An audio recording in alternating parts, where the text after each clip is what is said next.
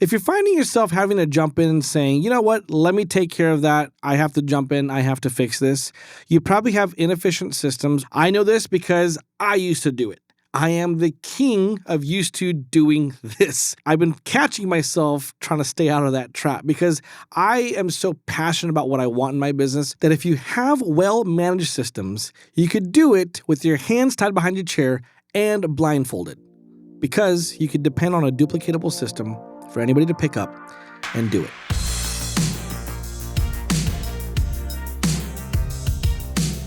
Business owner created systems so that the management team can follow those systems and get their team to produce a very specific result. Here's the thing. A lot of business owners will create an SOP or a manual or systems using ChatGPT, hand it over to the managers, and the managers are expected to figure everything out, go to their teams, and make sure that the results stay within the realms and the boundaries of what the business owner wants. This will most likely fail. And because of that, the business owner will most likely feel like they have to go in, micromanage the managers. And because of that example, the managers will also do the same thing with the crew. There's a difference between well thought out systems, well-trained systems, and the business owner or the managers being part of the system. There's a huge difference. If the manager and the business owner are part of the systems, there is a high chance of micromanagement or over management. And that brings discouragement to the team because the team is expected to follow a system. And if they don't get things right, or if the system's not clear on certain things, then the business owner and the managers have to jump in. You start to demoralize your team, and your team will actually become dependent on you being part of the system and jumping in all the time. What happens when you burn out or have to go on vacation? As a manager and or the business owner, there's going to be a huge void in production because you're stepping out. And sometimes you won't realize that until about a week or two later when everything catches up with your absence. If you're finding yourself having to jump in and saying, you know what, let me take care of that. I have to jump in. I have to fix this. You probably have inefficient systems, or you've been doing it so long, your team has learned to do maybe 50% of what they're expected to do. I know this because I used to do it. I am the king of used to doing this. So let me give you an example. Lately, I've been catching myself trying to stay out of that trap because I am so passionate about what I want in my business. Sometimes I get so impatient with the slow results. At least for me, it feels slow. So we have a VA in the Philippines, and we use a task management system to give him projects and tasks. We do our best to lay out all the details. That's part of the system. And we give him a template. That's part of our system. Now, his job is to be creative. He has a creative role. So there's a lot of gaps in between our explanation of what we want and what we want him to create for us so that we can kind of see what we like. In essence, when you're doing creative stuff, the systems are left a little open to account for their creativity. It was a trifold that we're asking him to create. Now, he had a lot of questions, a little bit more questions than I wanted him to have, but every time he asked a question, I realized my last explanation left off a lot of detail. I got tempted to say, let me just do it. I have the Canva account. I know how to type a little bit. There's spell check. I'm good, right? However, our system was to have him follow through with it, and I did not want to create a dependency on me or my assistants to jump in and help him. I had to swallow it and just say, look, the system of process is to go to my done task management system, clarify what I want, give him as much detail as possible, and then say, hey, show me what you got. I had to remember this is a creative role. There was literally room I had to open up for his creativity. I had to get a little bit clearer, and I forgot. This is just the process for things like this. We don't already have a trifold so that he could just go and fix. I'm asking him to create it. So I needed him to follow the system that we created for his creativity. With that being said, I learned how to get more specific. I followed my systems, and bada bing, bada boom, we have a beautiful trifold. It is printed, it's delivered, and we're going to use it for certain sales strategies. So that's an example of if you have to jump into it, you're creating a habit. So now you're messing up your system. You're evolving your system into a dependency of you jumping in, whether you're the owner or the manager. And frankly, if you do that, you're just killing off a lot of valuable time where you could be doing something more in your genius versus trying to micromanage something you should not be.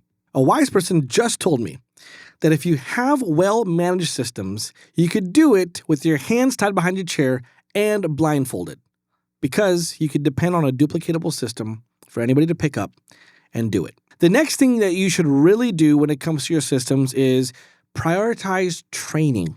I see so many business owners and managers create amazing and beautiful systems of procedures, and they just hand it to their team and say, follow this. Well, good luck, Chuck. They don't have any clear direction. And in order to help them understand the outcome, even if you just wrote it down as what you want to see, they still need training. A lot of your systems are meant to be duplicated. And if they're already doing things differently, that's not a duplicatable approach. Your team needs training. Remember, they created habits around assumptions. Now that we have manuals and specific systems to be trained on, you have to train. Training requires you to be consistent with explaining things and articulating and repeating outcomes or expectations or positioning. And through that, you start to build the habit around doing it the new, improved, and evolved way. So when it comes to systems, it's not just about going to ChatGPT, prompting it the right way to create amazing systems, and then telling your team to go out there and do that. You have to let your team know your expectations, provide them the systems, and let them know that you'll be training on them for the rest of maybe a quarter or two. And for certain systems and evolutions of your systems, it takes that long to train. Some don't, some do. So just know how to set expectations and position, but you have to be committed to training these systems. You can't just slap systems in front of somebody and expect them to pick it up and go with it. The last thing for you to do when it comes to systems is be committed to change your mindset about this and get out of your way. Look, I understand that if you're the business owner, you built this business, it was a passion, you can't trust anybody but yourself. I get that. Look, I've struggled with that, and the truth of the matter is, you're probably still right. However, you can't do it on your own without burning out and failing, so you have to build a team. And so you have to commit to changing your mindset and accepting those weaknesses that you might have, creating systems around it, and knowing that you have to trust this entire process. You have to follow your systems. You have systems already. Chances are, if they're not written out and trained, they're floating in your head because you are the system. And if you want to box yourself into self-employment, which pretty much means you own your job, then good luck, Chuck. Do it. That's on you. But if you want to scale and build a team, you have to scale through the right systems. And that in itself is a process. You create systems based off of what you know now, you test and measure it, and you train, and you expect your team and you position them to give you the right outcome. If it doesn't happen, then you go back to your systems, evolve what needs to be evolved, test and measure, train on it, and get back out there and do it. That's why success requires people to be disciplined, because it's not going to all happen in one go. I always say this, entrepreneurs that are successful were just dumb enough not to quit, because it's hard. And when it comes to systems and understanding duplicating those systems, you have to be committed to the discipline of consistency and being willing to test and measure and train and going through that pain of people just not understanding sometimes, getting better at yourself so you come in with the right mindset and you learn to be a good trainer, and then you get the results that you want in enough time. That's the only thing that most people hate is we don't know how much time you need. You just have to be committed to doing it and then doing it and then doing it again and doing it again until you get what you want.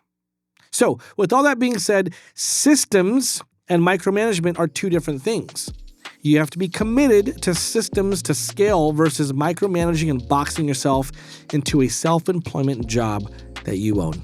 Stay strong.